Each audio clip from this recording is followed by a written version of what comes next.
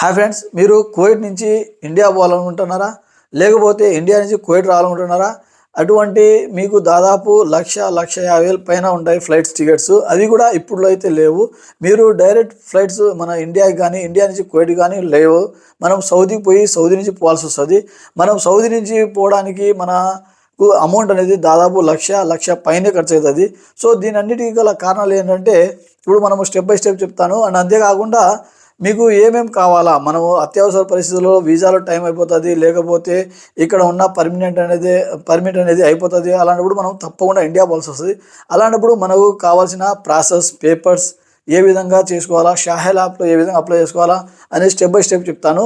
And అంతేకాకుండా friends, దయచేసి ఎవరైనా నా వీడియోస్ చూస్తుంటే దయచేసి లైక్ చేయండి, కామెంట్ చేయండి, మీ ఫ్రెండ్స్ అండ్ ఫ్యామిలీ మెంబర్తో షేర్ చేయండి. తప్పకుండా నా ఛానల్ని సబ్స్క్రైబ్ చేసుకోండి. Welcome back to marks blogger friends. ఇప్పుడు మనము కువైట్లో ఉన్నాము.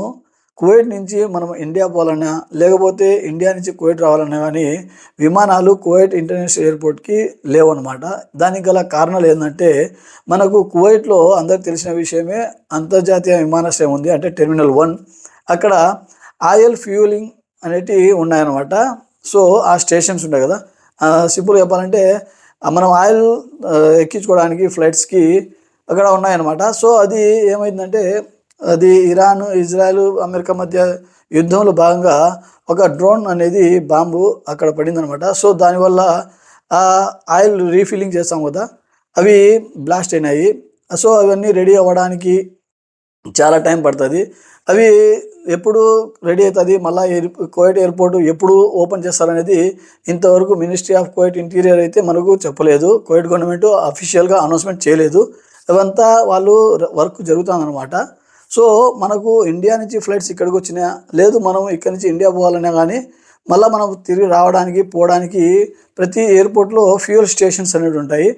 అవి దానిలో ఫ్యూయల్ ఉంటే మనం ఫ్లైట్స్కి ఎక్కించుకొని రావడానికి వీలుంటుంది. కానీ కువైట్ ఎయిర్పోర్ట్లో మెయిన్ ఫ్యూయల్ స్టేషన్ మీదనే బాంబు పడి బ్లాస్ట్ అవడం వల్ల అది తాత్కాలికంగా రద్దు చేయబడింది. సో ఇప్పుడు మెయిన్ టాపిక్, మనం కువైట్లో ఉన్నాము, ఇండియా పోవాలా, లేదు ఇండియాలో ఉన్నాము కువైట్కి రావాలా అంటే డైరెక్ట్గా అయితే పోవడానికి రావడానికి లేదనమాట. సో ఏ విధంగా పోవాలంటే, మనము సౌదీకి పోయేసి సౌదీ నుంచి ఇండియా పోవచ్చు. అదేవిధంగా ఇండియా నుంచి సౌదీకి వచ్చి సౌదీ ఎయిర్పోర్ట్ నుంచి మళ్ళీ కువైట్కి రావచ్చు. ఇది ఎందుకు ఉంది అంటే, కువైట్కి సౌదీకి డిస్టెన్స్ అనేది చాలా దూరం లేదు. సో వాళ్ళు పోవడానికి రావడానికి కూడా ఫ్యూల్ అనేది అంత అవసరం లేదు. అక్కడి నుంచి 1 అవర్ జర్నీ ఉంటుంది మహా అంటే. ఆ 1 అవర్ జర్నీకి వాళ్ళకు ఎక్కువ ఫ్యూల్ అవసరం లేదు, పోయి రావచ్చు కూడా, లేదా అక్కడైనా వాళ్ళు రీఫిల్ చేసుకోవచ్చు. సో అందువల్ల మనము ఇండియా నుంచి కువైట్కి రావాలన్నా కువైట్ నుంచి ఇండియా పోవాలన్నా ముందుగా మనం సౌదీకి పోవాలా. అండ్ సౌదీకి పోయి మనం పోవచ్చా అంటే దాదాపు ఇప్పుడు రేట్ వచ్చేసి 1,00,000 పైనే ఉంది మన భారతదేశానికి, ఢిల్లీకి కానీ బెంగళూరుకి కానీ సౌదీకి కానీ.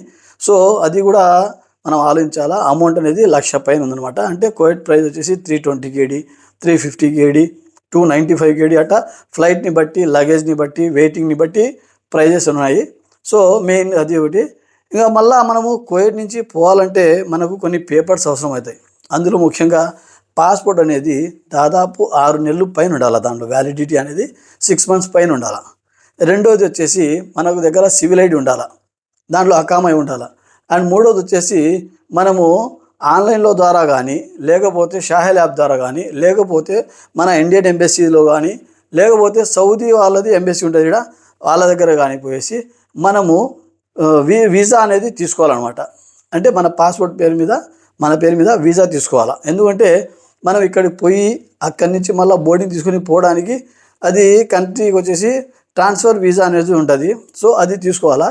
అది మనకు తెలిసిన వాళ్ళు అయితే సింపుల్గా షాహెల్ యాప్లో అప్లై చేసుకోవచ్చు, లేకపోతే ఆన్లైన్లో KSA-visa.sc అని ఉంటుంది.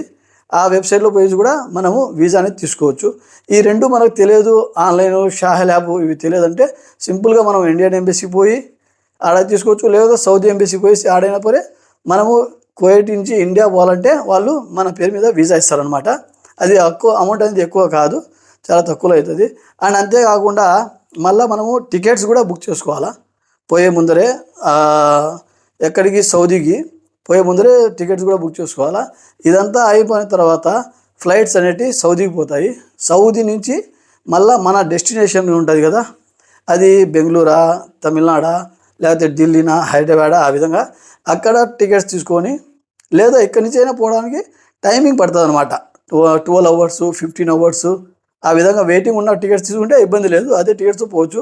లేకపోతే మళ్ళీ మనం సౌదీలో తీసుకొని పోవాల్సి వస్తుంది. సో ఇదంతా జరగడానికి దాదాపుగా 1,00,000-1,50,000 టైం పడుతుంది. అండ్ అంతేకాకుండా మనం ఇండియా నుంచి రావాలన్నా కానీ సేమ్ ప్రాసెస్, సౌదీకి రావాలా, సౌదీ నుంచి మళ్ళీ కువైట్కి రావాల్సి వస్తుంది.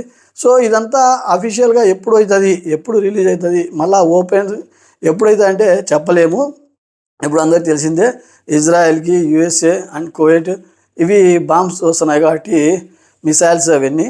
సో అదొకటి మెయిన్. ఇంకొకటి టాపిక్ ఏంటంటే కువైట్లో ఉండే వాళ్ళు చాలా వరకు భయాందోళనకు గురవుతున్నారు. అది ఎందుకంటే ప్రతిరోజు నైట్ టైమ్స్లో కానీ డే టైమ్స్లో కానీ పైన కువైట్ గవర్నమెంట్ సైరన్స్ అనేది మోగిస్తుంది. అవి ఎందుకు మోగిస్తుంది అంటే తెలియని ప్రజలైతే చాలా భయాందోళనకు గురవుతున్నారు. దానిలో ముఖ్య కారణం ఏంటంటే ఫ్లైట్ వచ్చింది, ఏడో చోట పడింది, అందువల్ల సైరన్ కొడుతున్నారు. కానీ అది యాక్చువల్లీ అట్లా కాదనమాట. మన ఎయిర్ డిఫెన్స్, కువైట్ గవర్నమెంట్కి సంబంధించిన ఎయిర్ డిఫెన్స్ అనేది వాళ్ళ వచ్చే శత్రువుల నుంచి వచ్చే మిసైల్స్ని కానీ డ్రోన్ బాంబ్స్ని కానీ వాళ్ళు గాల్లోనే బ్లాస్ట్ చేస్తున్నారు. సో వాళ్ళకు డిఫెన్స్ చేస్తున్నారు అనమాట. దానివల్ల మనకు మిసైల్ వస్తుంది మన కంట్రీలో, మేము దానికి డిఫెన్స్ చేస్తున్నామని చెప్పి సైరన్ ఇస్తున్నారు. సో మనకు అది మన మీద పడిపోయింది, మన ఇళ్లలోకి వచ్చింది, మనకు ఇది ఉంది అనేసి కాదు. అదొకటి. ఇంకోటి మిసైల్స్ వచ్చేటి, డ్రోన్ కెమెరాస్ వచ్చేటి కూడా మనకు కువైట్లోనే బార్డర్స్లలో, రెండు పక్కల బార్డర్స్లలో యుఎస్ఏ ఆర్మీ క్యాంపస్ ఉన్నాయి, మిలిటరీ బేసెస్. వాటి మీదకి అవి దాడి చేస్తున్నాయి. సో మనకు డిఫెన్స్ చేసేటప్పుడు మన కువైట్ గవర్నమెంట్ సంబంధించిన ఎయిర్ డిఫెన్స్ వాళ్ళు డిఫెన్స్ చేసేటప్పుడు బై మిస్ అయినా కానీ బై ఛాన్సెస్ ద్వారా అది అన్ఎక్స్పెక్టెడ్గా వచ్చి కొన్ని బిల్డింగ్స్కి కానీ కువైట్ సిటీలో ఉండేది అండ్ ఎయిర్పోర్ట్లో కానీ ఆ విధంగా జరిగింది. అంతేగాని అఫీషియల్గా అయితే వాళ్ళు కువైట్ కంట్రీకి జనాలు ఉండే ప్రాంతాలలో, కువైట్ సిటీ ప్రాంతాలలో, ఇళ్లలో అట్లా చేయడం లేదు. అవి మిలిటరీ క్యాంపస్ బేసెస్ ఉంటాయి కదా, వాటికి మాత్రమే అనేది వస్తున్నాయి. సో మీరు కువైట్లో ఉండేటోళ్ళు జాగ్రత్తగా ఉండండి. అండ్ దానికి అనవసరంగా ఆ సైరన్ వచ్చినప్పుడల్లా భయపడి భయాందోళనకు గురి కావద్దు. ఇంకా నెక్స్ట్ న్యూస్లలో చాలా రకాల న్యూసెస్ వస్తుంటాయి. మనకే కువైట్లో ఉండేటోళ్ళకే మనకే కన్ఫ్యూజ్ అవుతున్నాం. సో అలాంటప్పుడు మన ఇండియాలో ఉండేటువంటి మన ఫ్యామిలీ కానీ, మన రిలేటివ్స్ కానీ, ఫ్రెండ్స్ కానీ అందరూ చెప్పే మాట ఏంటంటే యుద్ధం జరుగుతుందంట, జాగ్రత్తగా ఉండండి, లేకపోతే ఇండియాకి వచ్చేసిండి. వాళ్ళకి తెలియదు లోపల కువైట్లో ఏం జరుగుతుంది, ఏ విధంగా సిచ్యువేషన్ ఉంది. మనం ఇండియా పోవాలన్నా కానీ ఇప్పుడు తొందరగా టికెట్ తీసుకొని పోవడానికి కుదురుతుందా కుదరదా, అమౌంట్ ఎంత అవుతుంది అనేసి వాళ్ళకి తెలియదు. కానీ మీకు అందరికీ నేను చెప్పదలుచుకుంది ఏంటంటే సింపుల్ మ్యాటర్ ఒకటే, కువైట్లో అయితే అంతా స్టేబుల్గానే ఉంది. మన కువైట్ గవర్నమెంట్ ఎయిర్ డిఫెన్స్ వాళ్ళు వచ్చేసి వచ్చే వాటిని డిఫెన్స్ చేస్తున్నారు, పైన గాల్లోనే పేల్చేస్తున్నారు.